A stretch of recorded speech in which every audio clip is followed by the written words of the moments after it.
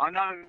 I don't know how I got through the traffic to be here on time, but I'm glad to be here. Leroy and I have been working doing a TV thing earlier. Welcome to Talk Drive. If the signal drops, we'll get you on the phone. It's absolutely fine, mate. I really appreciate it. Loads to talk to you about. Let's start with terrorism, if that's okay. The attack earlier in the week in Liverpool, it's a weird one for me, Leroy. I'm not saying that it didn't send a shockwave through the public. There were no deaths. It was described yesterday by Simon Trundle, a counter-terrorism expert, as a sort of damp squib because it didn't work. Was it unlucky, or had the security services done their jobs in making no easy targets on Remembrance Sunday? Well, I would like to think that the security services are doing their job to target hardened, vulnerable premises. I also think the taxi driver seemed to be really clear on to take him away from any sort of really iconic sites. But like everything, we have to be all vigilant. And of course, we realise that there are other possibilities of he was working with other people, or he had some sort of support. So all these things have to be looked at very carefully. And it's just the state of play, and now our state of readiness is even higher, too substantive and severe. And that's the way in which we have to operate because of certain people's types of ideology. And so the message to the British public from people like you who have been in the force, or people in the force, is you need to take responsibility, you need to be vigilant, you need to be aware, right? More so. What can we specifically do? Well, I think that don't think, something is a bit odd not to report it. It might be that bit of information that, just come out of the blue and it doesn't add up for you. Don't think you shouldn't put it online, or, phone up, or even email. I think we all have to be on a state of readiness. It's that time of the year with a lot of people on the streets, there's a lot of footfall. So we got to be very clear on where these things happen. And we know it's not necessarily a big organised team. It might be just a lone person, whether they're a lone wolf or just supported by other people, and they execute their terrible deeds. We need to understand it can come in any direction. We talked earlier, and this terror watch list that everybody's rolled out this week, 45,000 people, and I asked you, how do they go about it? How do you prioritise? You said to me some people be on that watch list because they've read an article. Others could be making a homemade bomb. Do the police need more resources? Do they need more controls? What do they need to ensure that things like this actually don't happen, Leroy? Well, we need to get back the numbers of officers we had before austerity hit in 2010. And again, the Terrorism Command is one of those places where resources are very, very stretched. They need to build that up with the expertise. I know it will take time, but we need to get back to full function as soon as possible, because that helps not only in getting the intelligence and the proactivity, but also building links with the communities who need to be talking to us and working with us, who might be able to spot a perpetrator at an earlier stage before they start building bombs or using knives or other weapons. In effect, the British public shouldn't panic, be vigilant, and you're also saying that the link between the police and the general public, which is strained, let's be perfectly honest. If you think about what's happened with the Met and all those problems, from Wayne Couzens, that VAR man, down, I think there is not a massive distrust of the police, but I don't think they're held in the regard they perhaps used to be, or maybe even deserve to be. And that takes both sides to work together, right?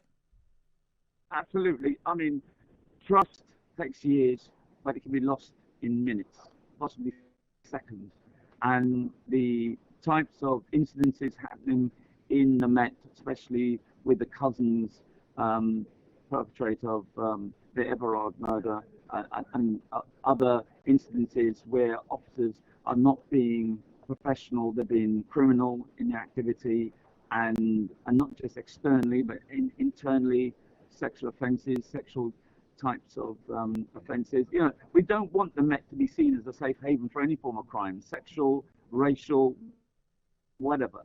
And they have to be proactive, change the narrative, change the approach, and really build those relationships that are critical. And a lot of it is through being, you know, team Met at their best, and not allow minority criminal elements to take away that narrative. When you Leroy talk about changing the narrative, changing the approach, changing how people see the police, we came back to this before a couple of weeks ago on the show about Cressida Dick. You know Cressida Dick. Is she the person to drive this forward or not? I don't think so. I think the culture change that's necessary needs a fresh leadership. Unfortunately, Chris has protected that. She suffers from institutional defensiveness, like many members of the Met. They want to protect it at any expense, at any odds, and we just cannot allow that to happen. There needs to be accountability, transparency. There needs to be an understanding that they've got it wrong. They've got to do better. Yeah. They've got to change the narrative. They've got to show the leadership, the ethical leadership that's necessary to challenge and to ensure that the supervisors, sergeants, inspectors and above do their job and challenge officers. And they're the minority, because the majority of officers are doing a very good job, and you know, they go out there to protect and serve. There's some who are serving themselves and they are disrupting. I know your line isn't great, but I agree with you. It's almost like the narrative is very negative right now, and maybe you need to start again with a fresh brush. I tell you what I'm going to do, Dev. I'm going to go to an advert because I want to talk to Leroy more, and the line's really, really bad. Leroy, stay there. We'll try and get back to you. Leroy Logan, bless him, he tried to do the old Zoom thing. Line's terrible. Got you on the phone. Leroy, you back? Yeah, I'm back, mate. Thanks, buddy. Another topic I'm really, really keen to get your thoughts on is these guerrilla protests. Today we hear that 9 Insulate Britain protesters, right, were jailed for breaching an injunction designed to prevent blockades. People will know, okay, I have been ranting about this for weeks, and people say, oh, you don't understand what they want. No, I don't think they do either, because here's what I want to say, right?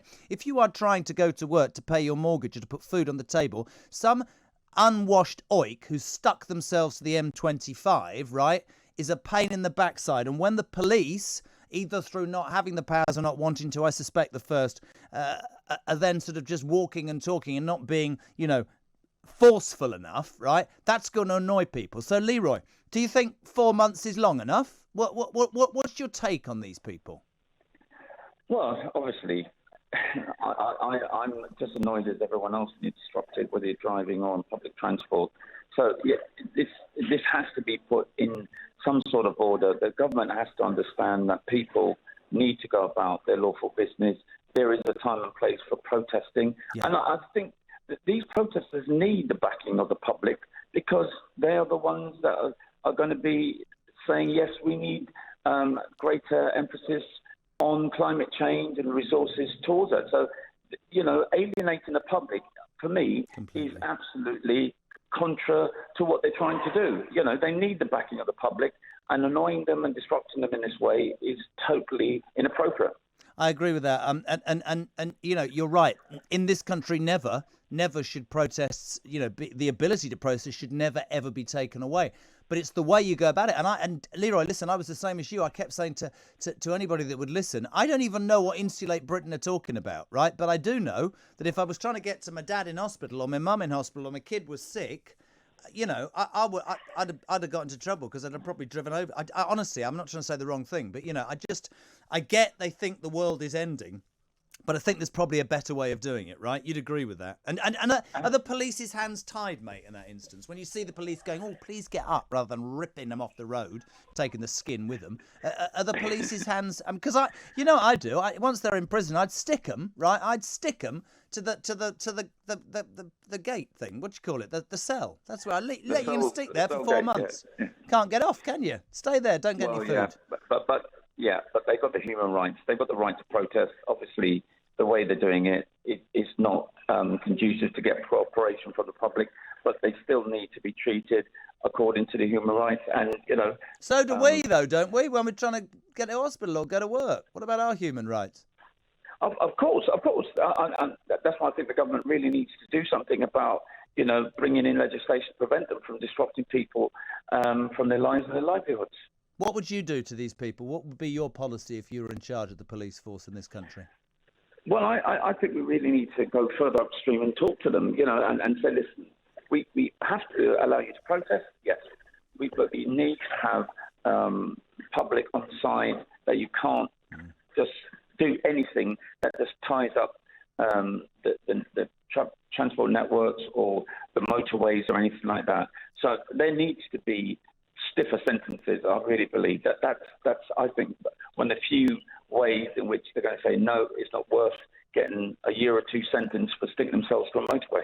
Absolutely agree. Listen, we did a programme earlier. We talked about stop and search and knife crime, and it centred on the story of a young boy, 14 years of age, in South London, whose mother has complained to the police that in across a year, aged I think between 13 and 14, this kid, a black child, was stopped 30 times. Stopped and searched 30 times. Now, I bet most people who have never been stopped and searched would go, well, you wouldn't be stopped and searched unless you had something to hide. And if you haven't got anything to hide, then not a problem. But I bet those same people would say, hold on a minute.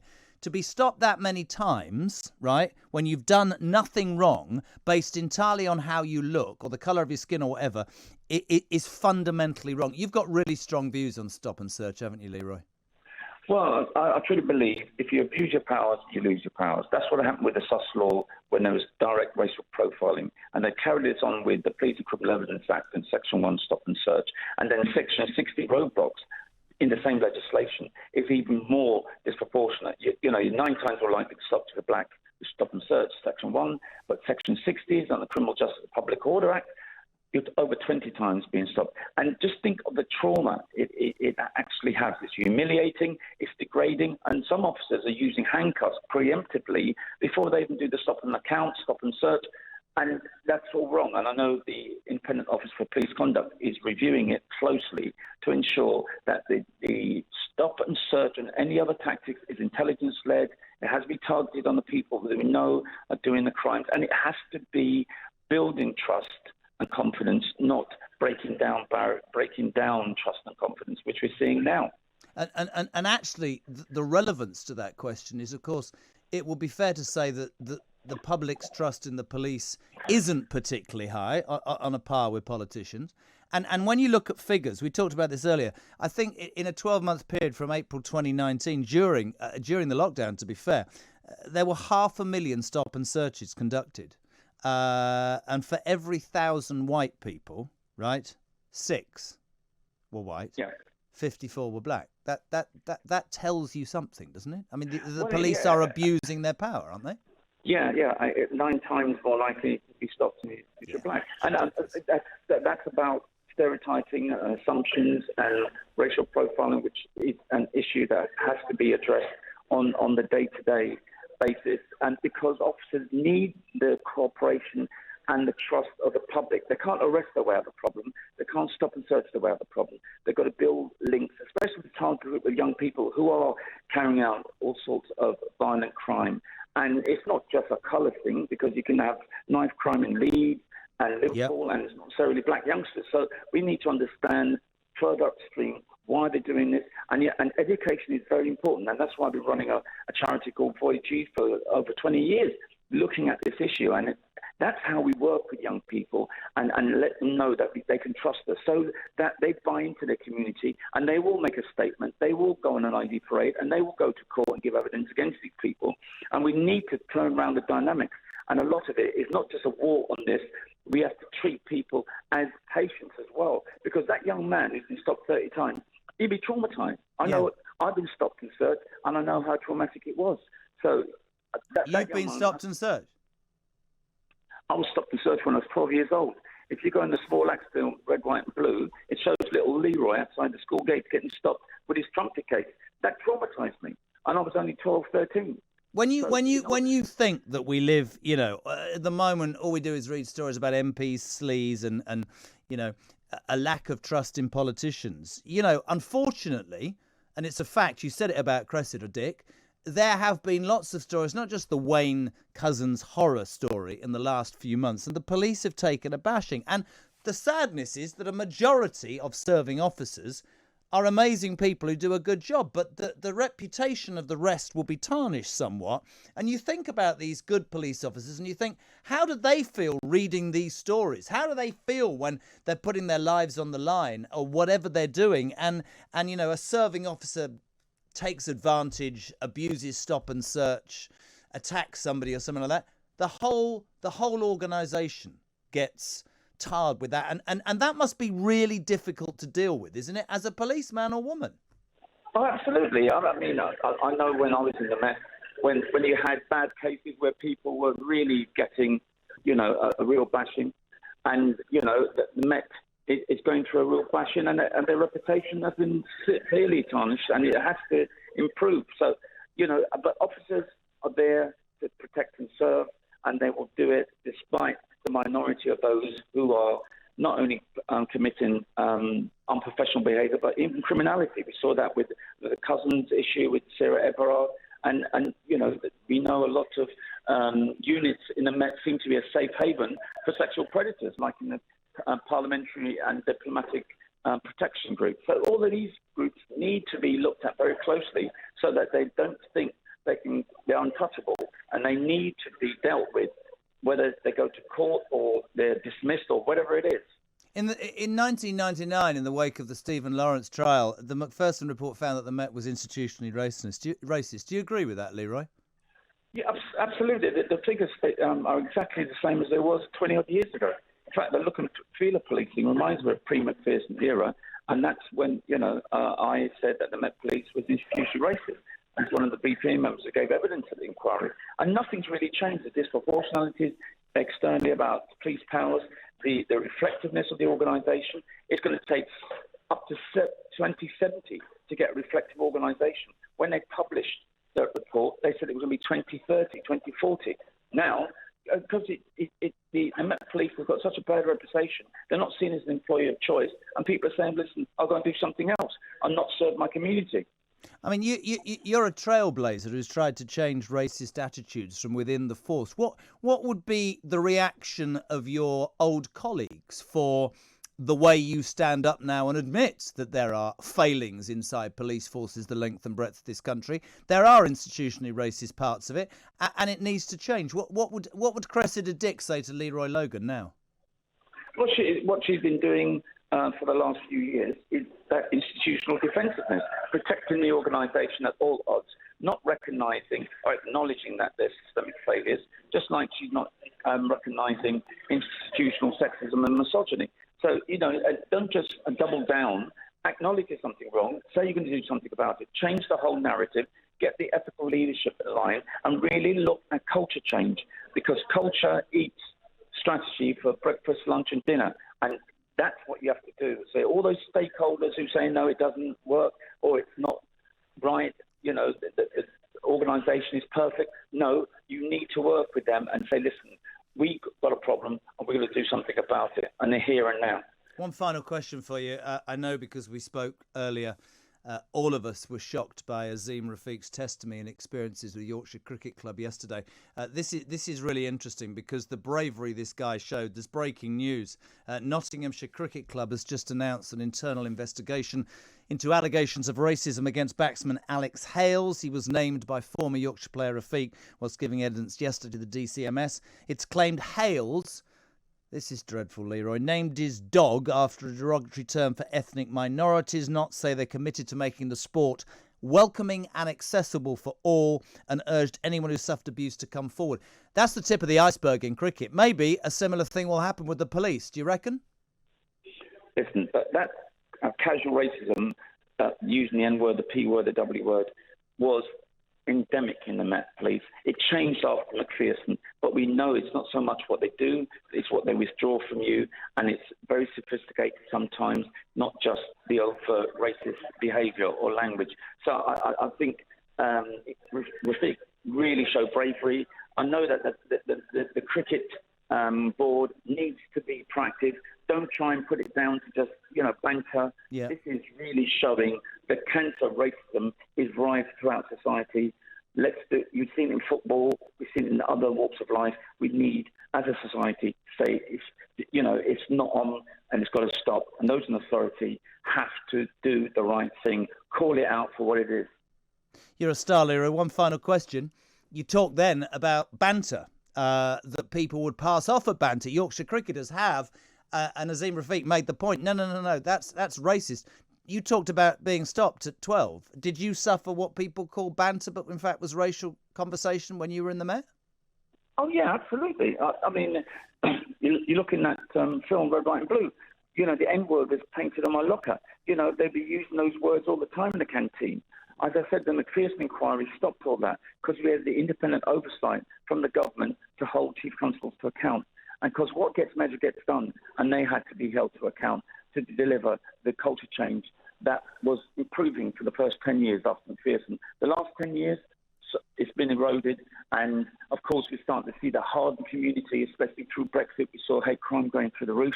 Those sort of things are reflected in policing as well and other organisations. And we really need to get a grip of this because, we're going to sleepwalk into some real hard issues where we're not a successful multicultural society. We're going to be, entrenched in our communities, isolated, like some places in America we're seeing that. And the police are then seen as an occupying force and not a police service.